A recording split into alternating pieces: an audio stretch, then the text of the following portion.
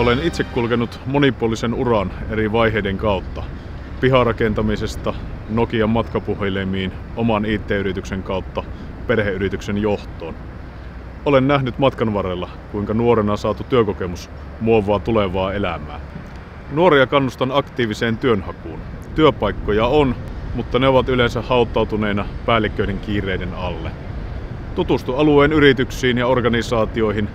Tartu rohkeasti puhelimeen, markkinoi itseäsi. Mene käymään paikan päälle ja myy itsesi tulevaan työpaikkaan. Duuni kun duuni on arvokasta ja alkuun pääseminen on aina vaikeinta. Mutta ensimmäisen työpaikan saatua sitä omaa unelmaduunia voi olla paljon helpompi etsiä. Tsemppiä työnhakuun!